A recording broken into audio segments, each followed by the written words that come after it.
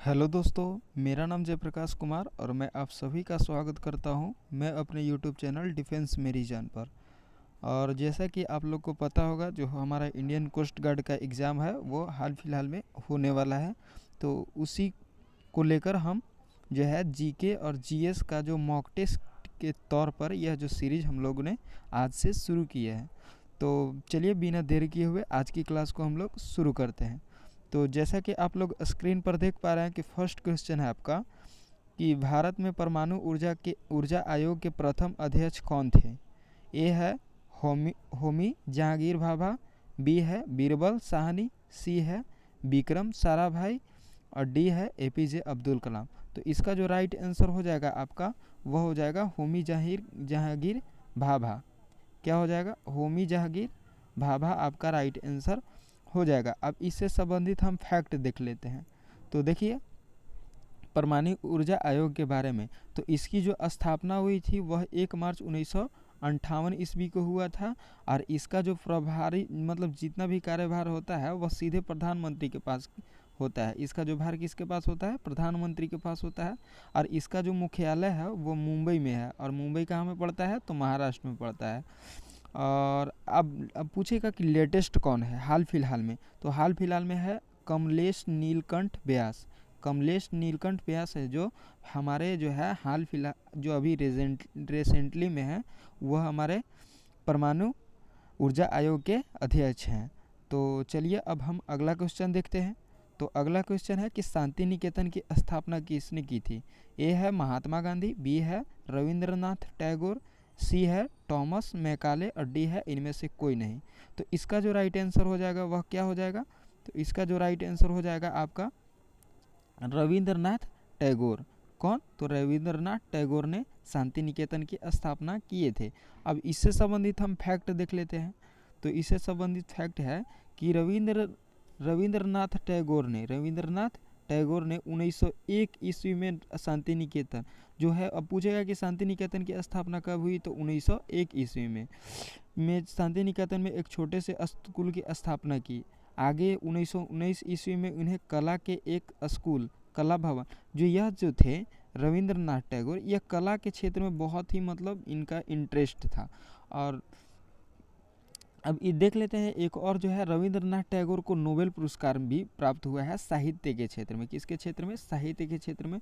और कब मिला है? तो 1913 ईस्वी में। तो ये आपको जो है यह पीडीएफ जो आपको है वह डिफेंस मेरी जान जो हमारा जो टेलीग्राम चैनल है उसका हम लिंक वीडियो के डिस्क्रिप्शन में दे देंगे, वहाँ से आप जाकर चेक कर लीजिएगा। ये वीडियो हम ये जो है पीडीएफ अपलोड वहाँ पर कर देंगे। अब अगला क्वेश्चन है हमारा कि कौन सा शहर कर्क रेखा के सबसे निकट स्थित है। ए है दिल्ली, बी है नागपुर, सी है कोलकाता, डी है जोधपुर। तो देखिए इसका जो राइट आंसर हो जाएगा वह हो जाएगा कोलकाता। कहाँ हो जाएगा? कोलकाता। अब इससे संबंधित हम फैक्ट देख लेते हैं। तो देखिए इसका जो शॉर्ट ट्रिक होता है, कर्क रेखा भारत के किन राज्यों से होकर गुजरता है, उसका जो है मित्र पर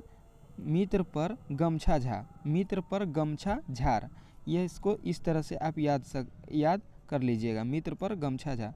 एम से हो गया मी से हो गया मिजोरम, त्र से त्रिपुरा, पद से पश्चिम बंगाल। और पश्चिम बंगाल कहाँ में पड़ता है?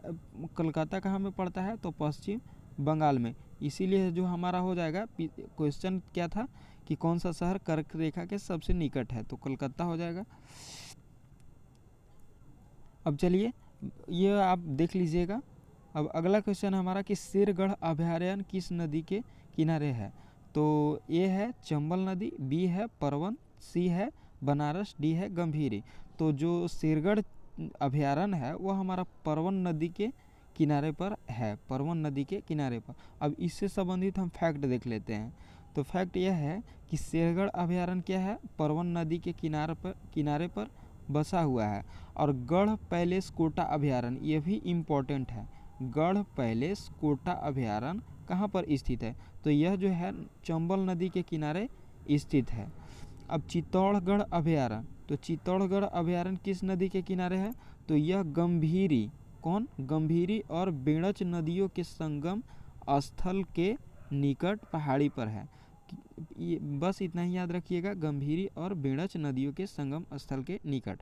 अब देखिए सुवर्णगिरी अभयारण्य कहाँ स्थित है, तो सुवर्णगिरी अभयारण्य जालौर में है और यह सुकड़ी नदी के किनारे पर स्थित है सुवर्णगिरी अभयारण्य। अब उम्मीदतः जो है लास्ट क्वेश्चन है आपका जीके का, उसके बाद साइंस के क्वेश्चन है। तो चंबल नदी का उद्गम कहाँ से होता है, तो देखिए ए ऑप्शन है आपका बूंदी की पहाड़ियों से, बी है छप्पन की पहाड़ियों से, डी है जाना पाव की पहाड़ियों से और डी है खमनोर की पहाड़ियों से। तो चंबल नदी का जो उद्गम है मध्य प्रदेश में जाना पाव पहाड़ियों से हुआ है, मध्य प्रदेश में जाना पाव पहाड़ियों से। इससे संबंधित फैक्ट है हमारा कि यह एक 12मासी नदी है। चंबल नदी जो है 12मासी कहने का मतलब है कि यह साल में 12 मंथ होता है और यह 12 मंथ बहते रहता है। और इसका जो उद्गम स्थल है वह जाना पाव की पहाड़ी मध्य प्रदेश है। यह जो नदी कहाँ की है, मध्य प्रदेश। यह दक्षिण में महू शहर के इंदौर के पास विंध्य रेंज में मध्य प्रदेश में दक्षिण ढलान से होकर गुजरती है, ये आप देख लीजिएगा। अब चलिए अब यहाँ से साइंस के क्वेश्चन शुरू होता है। तो फर्स्ट क्वेश्चन है आपका कि 32 डिग्री फ़ारेनहाइट बराबर क्या होता है, तो 32 डिग्री फ़ारेनहाइट बराबर डिग्री सेल्सियस में बताना है, किस में, डिग्री सेल्सियस में। और बता रहा है ए है 0, बी है 100, सी है 48, डी है 24।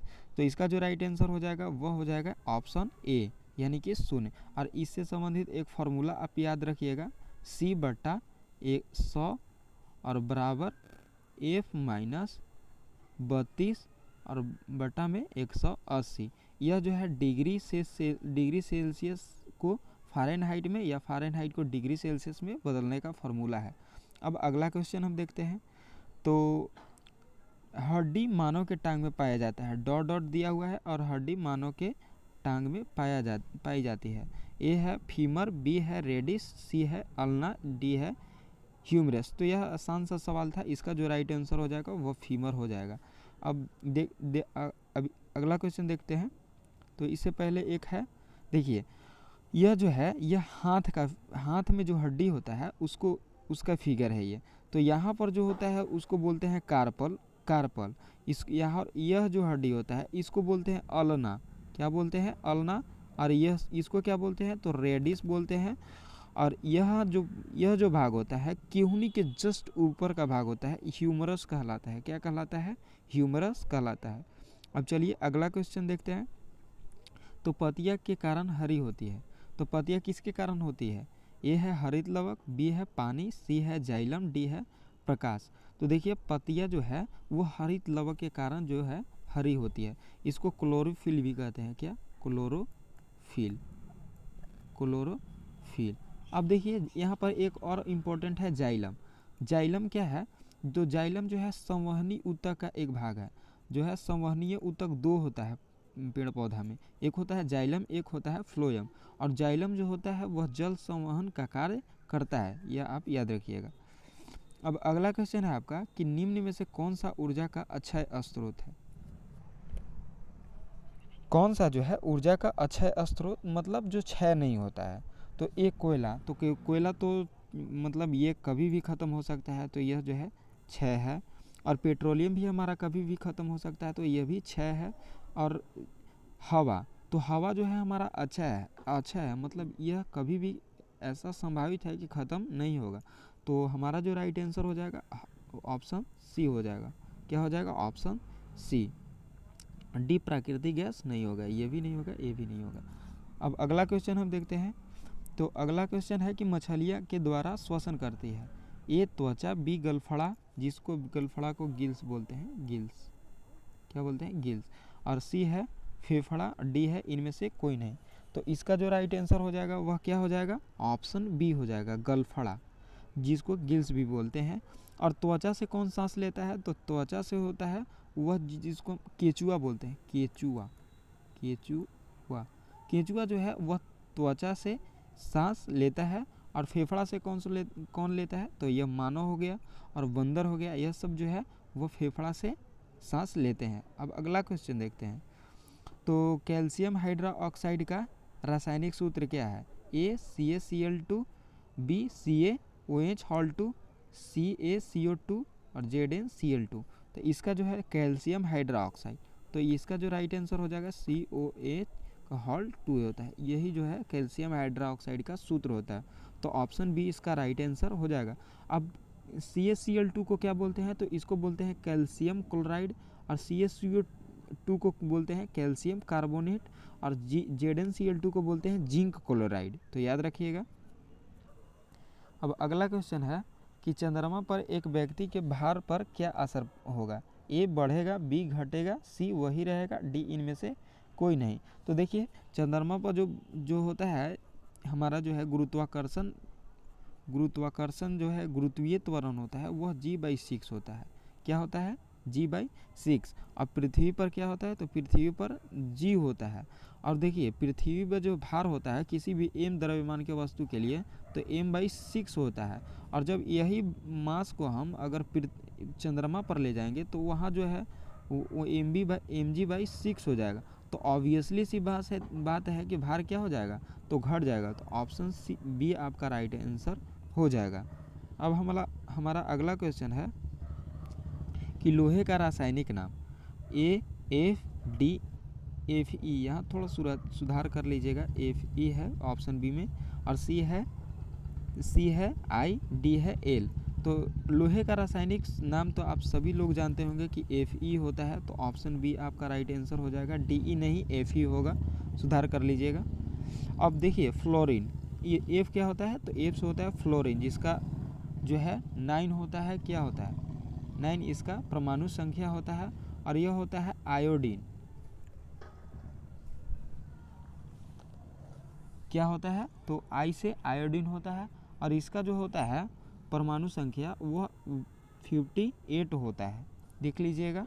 अब हमारा अगला क्वेश्चन है कि समुद्र की सतह पर वायुमंडलीय दाब सर्वाधिक होता है और समुद्र सतह से ऊपर उठते जाने पर वायुमंडलीय दाब A कम हो जाता है, B अधिक हो जाता है, C अपवर्तित रहता है, D इनमें से कोई नहीं। तो देखिए जैसे जैसे आप समुद्र सतह से ऊपर जाइएगा तो वायुमंडलीय दाब जो होता है कम होता है।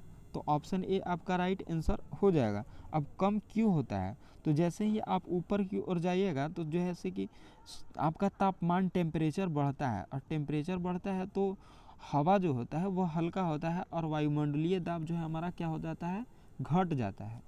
तो अगला क्वेश्चन है हमारा, और यह लास्ट क्वेश्चन है हमारा, कि विद्युत का सुचालक है कांच। तो कांच जो है कि विद्युत का सुचालक नहीं होगा, कागज नहीं होगा, रबड़ ये भी नहीं, तांबा हो जाएगा। तांबा हमारा क्या है, विद्युत का सुचालक है।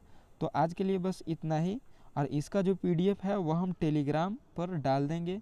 तो आप लोग डिस्क्रिप्शन बॉक्स में जाकर टेलीग्राम से आप जुड़ जाइएगा। तो यह हमारा वीडियो आपको कैसा लगा कमेंट बॉक्स में ज़रूर बताइएगा।